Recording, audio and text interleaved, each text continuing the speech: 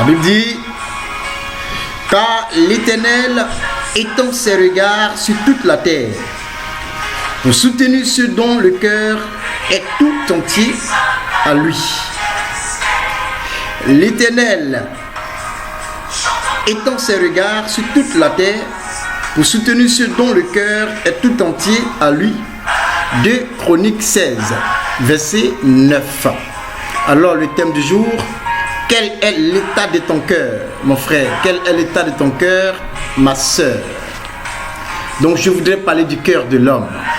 La dernière fois j'avais intervenu sur aime ton prochain comme soi-même. Aussi fait partie aimer Dieu.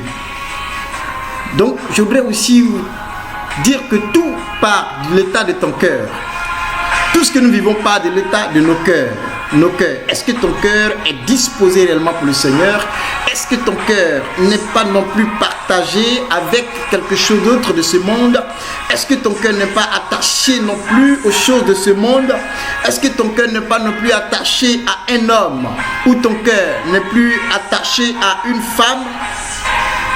Voici les questions que nous voulons développer. Est-ce que ton cœur n'est plus attaché aussi à un trésor de ce monde? Ton cœur n'est-il pas attaché à un trésor? Voici les questions que nous nous posons en ce jour. Et Dieu nous pose la question de savoir. Toi qui m'écoutes, tu me vois, tu m'entends, et tu poses la question, quelle est la disponibilité de ton cœur vis-à-vis de ton Dieu? Alors l'état de ton cœur, quel est l'état de ton cœur en ce moment? Si ton cœur est partagé avec quelque chose d'autre, si ton cœur est partagé avec les choses de ce monde, si ton cœur est partagé avec un homme ou une femme, là où tu ne peux te détacher de ce que Dieu n'a pas sa place dans ton cœur, alors c'est le temps de te revoir. Alors, le temps de te revoir. Parce que ton cœur doit appartenir entièrement à Dieu. Comme il est en train de nous dire dans le chapitre 2 Chroniques 16, verset 9. Il dit, car l'Éternel étend ses regards sur toute la terre, pour soutenir ceux dont le cœur est tout entier à lui. Est-ce que ton cœur est entièrement pour le Seigneur? Est-ce que ton cœur est entièrement pour Dieu? Frère, sœur, écoute-moi, je te pose la question de savoir, est-ce qu'en réalité ton cœur est entièrement pour Dieu? Quand on dit que quelque chose est entièrement à une personne, ça veut dire que la personne qui partage cette chose avec le propriétaire. Alors ton cœur, est-ce que Dieu est-il le propriétaire de ton cœur? Voici la question que nous nous posons en ce moment. Alors si ton cœur est attaché à quelque chose de ce monde, oui, apprends à te détacher de cette chose pour ne pas que tu sois privé du royaume des cieux qui nous attend. Oui, parce que je suis en train de traiter le thème sur le royaume des cieux. Comment faire pour hériter le royaume des cieux? Alors tout part de ton cœur.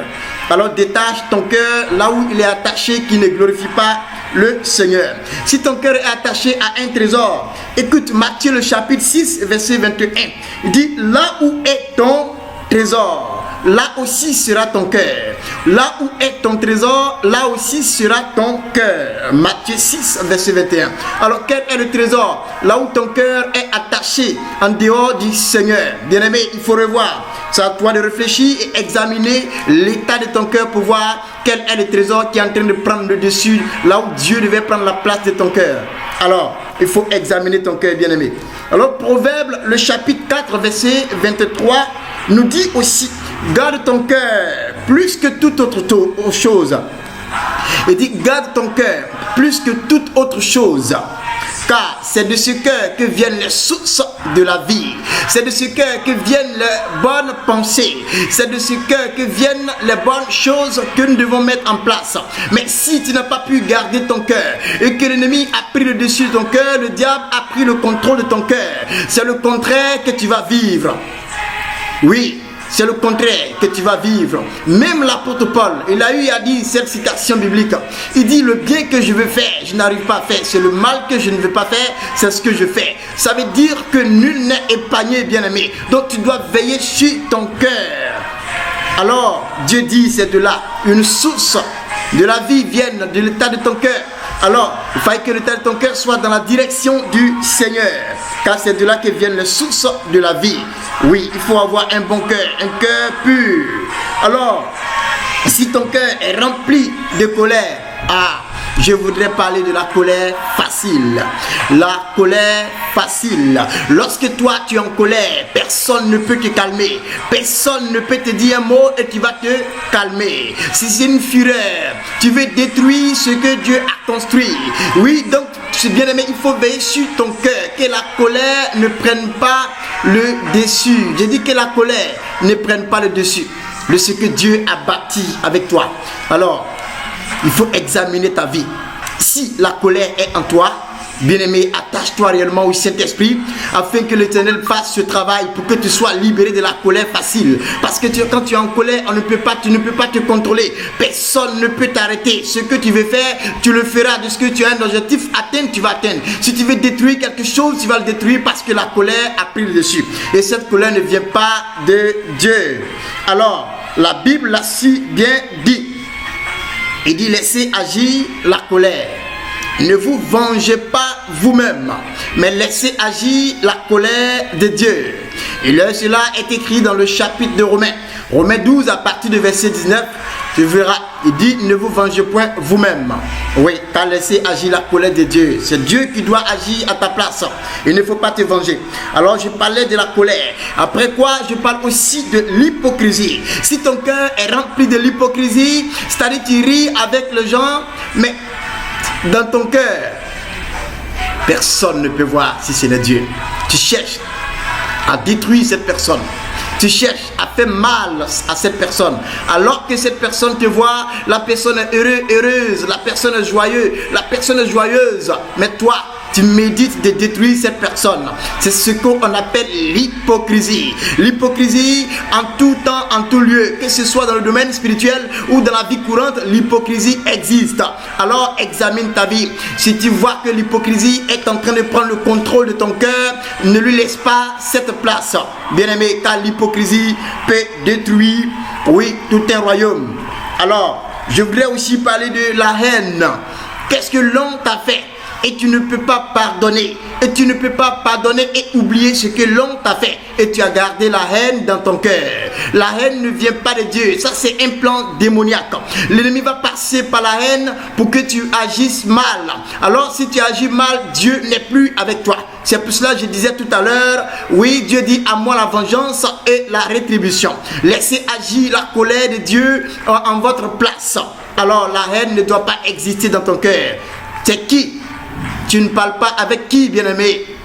C'est avec qui que tu as des différends, que tu n'arrives pas à causer, à parler réellement, que ton cœur est encore enflé. Oui, est enflé de la haine contre cette personne. Qu'est-ce que la personne t'a fait?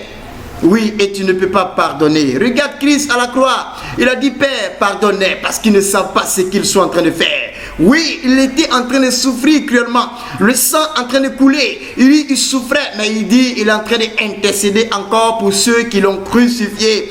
Est-ce que tu peux faire comme Jésus aujourd'hui? Quel est le mal qu'on t'a fait que tu ne peux pas pardonner? Je reviens vers toi, bien-aimé.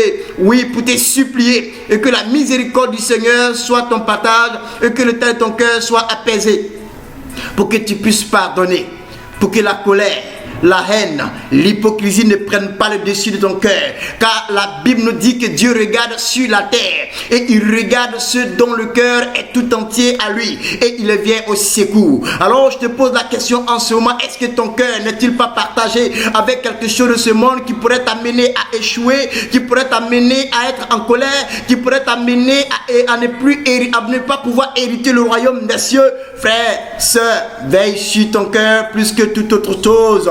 Comme la Bible l'a dit, il dit veille sur ton cœur plus que toute autre chose, selon Proverbe 4, verset 23. Car c'est de ce cœur que viennent les sources, les bonnes sources de la vie, les sources de la vie. Alors si ton cœur est dompté par le monde des ténèbres, par Satan et ses démons, tu vas agir dans le mauvais sens. Tu feras que des mauvaises choses. Alors Dieu ne sera pas avec toi. Donc examine ton cœur, si ton cœur vraiment n'est pas encore lié avec les choses de ce monde qui vont t'amener à ne pas accomplir la volonté parfaite du Seigneur. D'autres personnes aussi, leur cœur est méchant. Le cœur est très méchant, la méchanceté. vit en toi, la méchanceté te domine. Bien-aimé, il faut examiner ton cœur, parce que toutes ces choses viennent de ton cœur. La méchanceté, tu es méchant, tu es méchante envers ton frère, ta soeur. Alors la dernière fois, la semaine dernière, j'avais donné le message, tu aimes ton prochain comme soi-même. C'est aimer Dieu. Est-ce que tu arrives à simuler cette parole? Est-ce que tu arrives à mettre cette parole en pratique? Est-ce que tu arrives à mettre cela en pratique? Aime ton prochain comme soi-même, c'est aimer Dieu. Alors, si tu es méchant envers ton frère, ta soeur, tu n'arrives pas à accomplir la volonté de Dieu vis-à-vis de ton frère, ta soeur, bien-aimé, tu risques de ne pas hériter le royaume des cieux. Alors que c'est là que la question se pose. C'est ce qui est important. Et plusieurs personnes aussi, leur cœur est noir. Ton cœur est noir. C'est-à-dire que les ténèbres ont envahi ton cœur. Quand on dit cœur est noir, ça veut dire que les ténèbres ont envahi ton cœur. Les choses que tu fais ne viennent pas de Dieu. Ces choses ne viennent pas du Saint-Esprit. C'est le monde des ténèbres qui te contrôle. C'est le monde des ténèbres qui te pousse à agir, à faire des mauvaises choses, à commettre des actes qui ne glorifient pas Dieu. Oui, tu vas contre la parole de Dieu. Oui, ton cœur est noir. Bien-aimé, demande au Saint-Esprit de t'aider, bien-aimé, à sortir de là. Et plusieurs personnes aussi, leur cœur est dur. On te parle, tu n'écoutes pas. C'est-à-dire qu'on t'annonce l'évangile, c'est comme c'est la pierre. Quand on annonce l'évangile, c'est comme on vient de t'annoncer une mauvaise nouvelle, alors que l'évangile, c'est la bonne nouvelle. Ton cœur est dur. Oui, un cœur de pierre. Un cœur de pierre. Ton cœur est dur, bien-aimé. Tu vas changer l'état de ton cœur. Alors, la Bible dit dans le chapitre de Psaume 37, verset 8. Psaume 37, verset 8. Il dit, abandonne la fureur. Oui, et abandonne la colère. Ce sera mal fait. Ce serait mal fait. Si tu veux épouser la colère et que la fureur prenne le dessus, bien aimé, tu risques de détruire ce que tu as construit. Tu risques de détruire l'immeuble que tu as construit, qui a presque achevé. Et plusieurs, oui, ont épousé la haine, l'hypocrisie, la colère facile. Beaucoup ont détruit ce que Dieu leur a donné. Plusieurs ont détruit même leur foyer. Plusieurs ont détruit le ministère. Plusieurs ont détruit les amitiés, les relations, à cause de la colère, la haine, l'hypocrisie, le cœur qui est rempli d'orgueil, le cœur qui est rempli de méchanceté. Bien-aimé, revois l'état de ton cœur. Alors, aime ton prochain comme soi-même. Tout cela part de ton cœur. Est-ce que l'état de ton cœur est disposé à obéir à cette parole? Dieu dit de lui laisser la place, il va agir. Il dit, je me tiens devant ta face, je frappe à la porte de ton cœur. Si tu l'ouvres, que je rentre, toi et moi, nous allons composer ensemble. Alors Apocalypse 3, verset 20 le dit. Alors bien-aimé, tu dois libérer l'état de ton cœur. Il faut faire le vidange de ton cœur. Tu dois faire le vidange de ton cœur. Ce que ton cœur comme moteur, ton cœur est comme un moteur. Mais si le moteur est saturé de l'huile qui n'est pas bien, l'huile qui est usée, oui, comme la voiture, bien-aimé, peut démarrer. Alors il faut faire le vidange de ton cœur. Tu dois ôter de ton cœur les choses qui ne glorifient pas le Seigneur. Alors ton cœur est un état. Donc c'est là que Dieu doit atterrir. C'est le lieu d'atterrissage du Saint-Esprit. C'est le lieu de résidence de l'Esprit de Dieu. C'est là que Dieu veut habiter. Mais ce cœur est rempli de haine, l'hypocrisie, la colère, la méchanceté, les choses de ce monde qui sont en train de te détourner de la face du Seigneur. Alors, bien-aimé, veille sur ton cœur plus que toute autre chose. Oui, tu ne parles pas avec certaines personnes. Tu es différent, tu n'arrives pas à pardonner, tu n'arrives pas à oublier. Ces choses ne viennent pas de Dieu. C'est le diable qui te tient captif de la colère facile. Quand tu es en colère, tu veux détruire tout en même temps. Non, bien-aimé, il faut te retenir, bien-aimé. Il faut te retenir souvent de la colère, la haine, l'hypocrisie. Non, ces choses ne viennent pas de Dieu. Le diable te met en prison. Il te met en prison de cette colère, de la haine contre ton prochain. Alors que nous demandons d'aimer son prochain comme soi-même, c'est aimer Dieu. Comment prétends aimer Dieu que tu ne vois pas si tu n'arrives pas à pardonner ton frère et ta soeur? Jésus-Christ nous a dit, Père, pardonne-les car ils ne savent pas ce qu'ils font. Alors nous devons marcher dans les pas du Seigneur. Jérémie, le chapitre 17, verset 9 à 10. Je vais lire ce passage de Jérémie. Jérémie, le chapitre 17, verset 9 à 10. La Bible dit, le cœur est torturé par-dessus tout, et il est méchant. qui peut le connaître? Le verset 10 dit, moi l'Éternel, j'éprouve le cœur, je sonde les reins, pour rendre à chacun selon ses voies, selon le fruit de ses œuvres. Alors quels sont les fruits de tes œuvres? Toi qui m'entends, tu m'écoutes. Dieu dit que le cœur est torturé par-dessus tout. Qui peut le connaître? Et ce cœur est méchant. Ton cœur est méchant et ton cœur est torturé par-dessus tout. Qui peut le connaître? C'est Dieu lui seul qui connaît ton cœur. C'est-à-dire que tu peux rire avec moi, mais dans ton cœur, tu ne m'aimes pas. Tu peux rire avec ta soeur, ton frère, ton prochain, mais dans ton cœur, tu ne l'aimes pas. Mais Dieu, lui, il voit ces choses. Il connaît ton cœur, il examine ton cœur. C'est ce qu'il dit. Il dit, c'est lui qui sonde les cœurs et les reins. Ça veut dire qu'il voit dans le cœur de l'homme. Et c'est là-bas que tout se passe. Alors, bien-aimé, il faut faire le vidange de ton cœur. Il faut examiner ton cœur, il faut dégager les choses qui ne glorifient pas Dieu. Ne laisse pas la colère prendre le dessus, ne laisse pas la haine, la méchanceté prendre le dessus, ne laisse pas l'hypocrisie prendre le dessus. Ces choses ne glorifient pas le Seigneur bien-aimé. Alors, la parole de Dieu dit vrai. Comme il a dit dans le chapitre de Marc 7, verset 6, il dit, ce peuple m'honore des lèvres, mais son cœur est éloigné de moi, Dieu.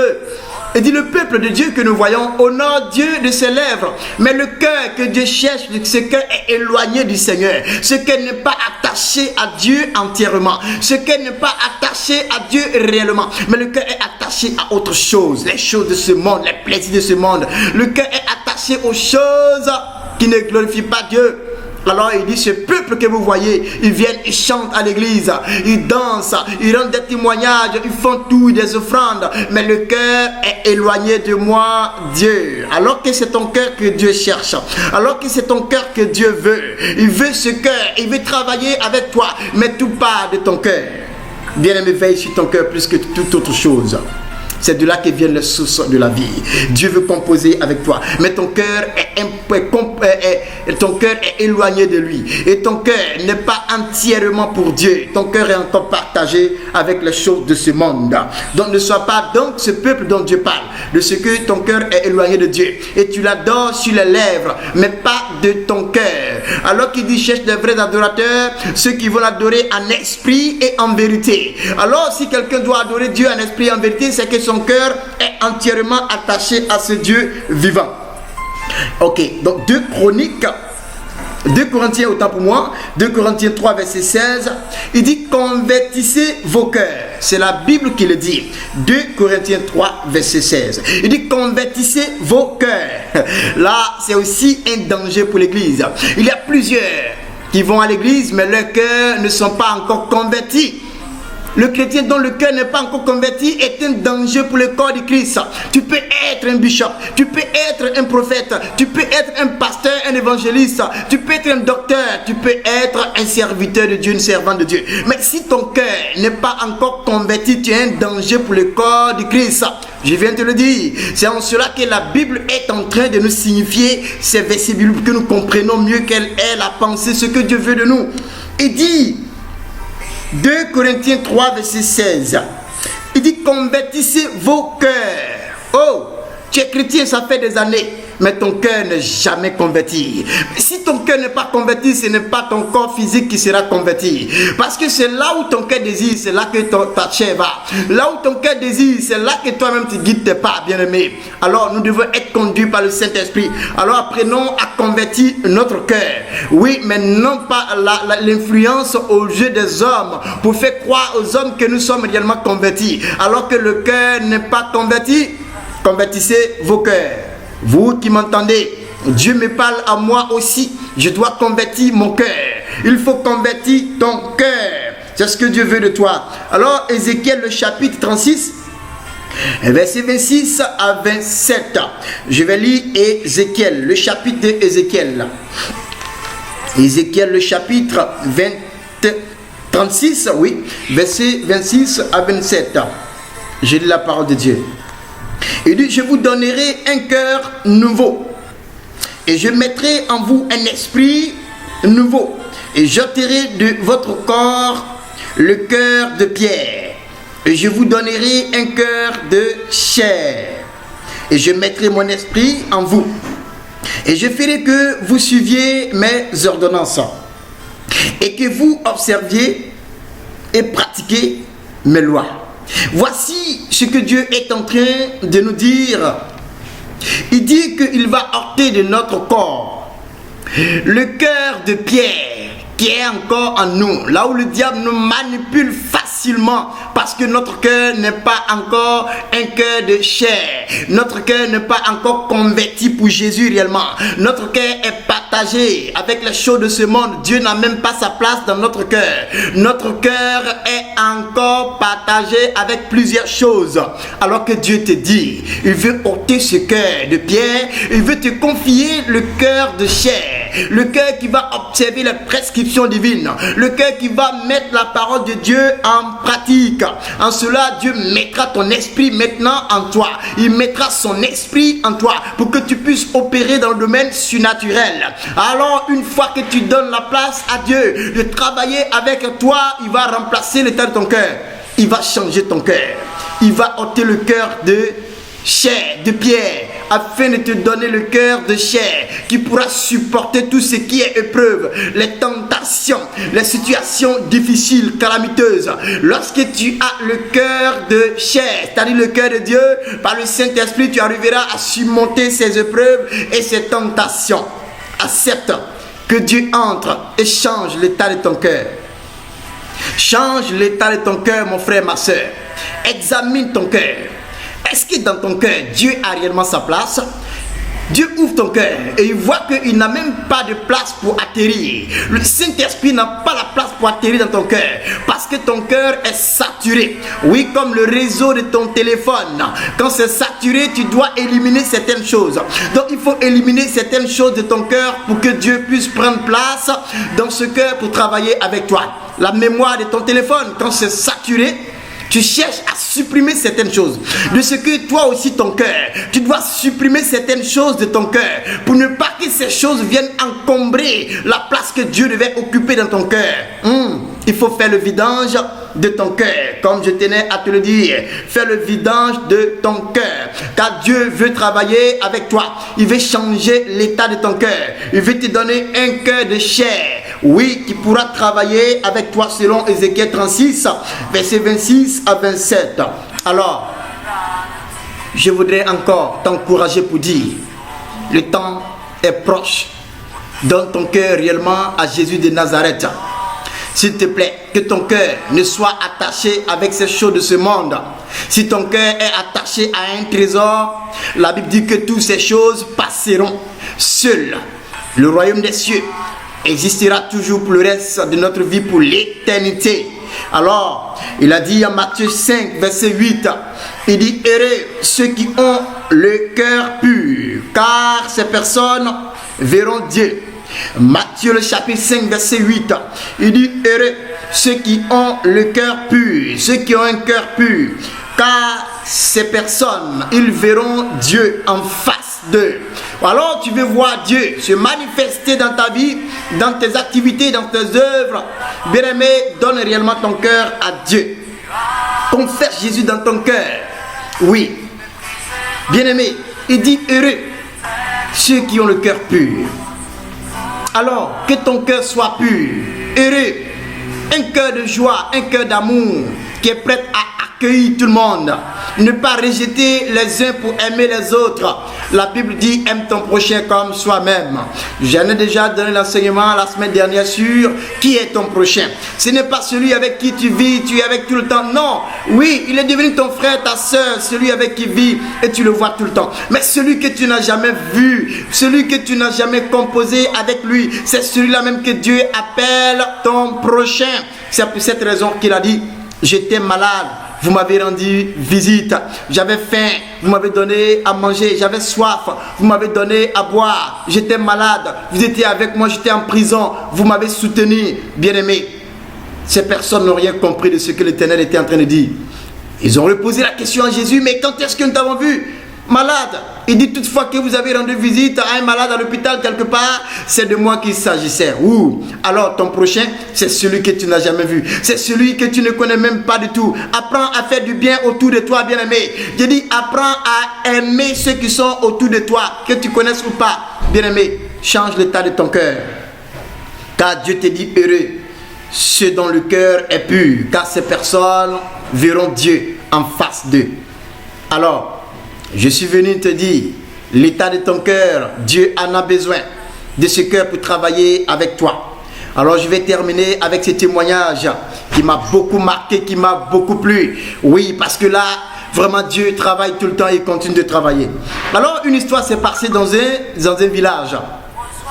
Là où un monsieur voulait éliminer son propre frère. Parce qu'il n'aime pas, il voulait l'éliminer.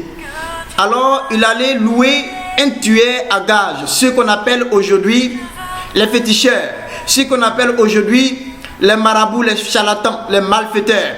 Il allait louer cet homme pour qu'il vienne éliminer son propre frère. Mais que va-t-il se passer? Le féticheur qui est venu, le marabout qui est venu, il a allé loger, il l'a amené pour aller loger auprès du monsieur qu'on veut tuer, pour qu'il puisse faire son travail. Alors, lorsque le monsieur qu'on devait tuer a appris que, oui, il y a un étranger qui est venu, qui est logé auprès de lui, il a pris le monsieur en charge. Il lui a amené de quoi survivre. Il lui a amené même la boisson, le coët, tout ce que le monsieur devait avoir comme, oui, pour pouvoir survivre. Le monsieur qu'on devait tuer, il lui a donné toutes ces choses. Quoi, il a manifesté la miséricorde envers ce féticheur. Le monsieur qu'on devait tuer a manifesté la miséricorde envers ce marabout et ce féticheur, bien aimé. Alors, que va-t-il se passer? Lorsque le féticheur et le marabout a vu ce que le monsieur a fait, il a posé la question de savoir, mais qui vous voulez que je vienne éliminer? C'est ce monsieur? Non, c'est compliqué pour moi de l'éliminer.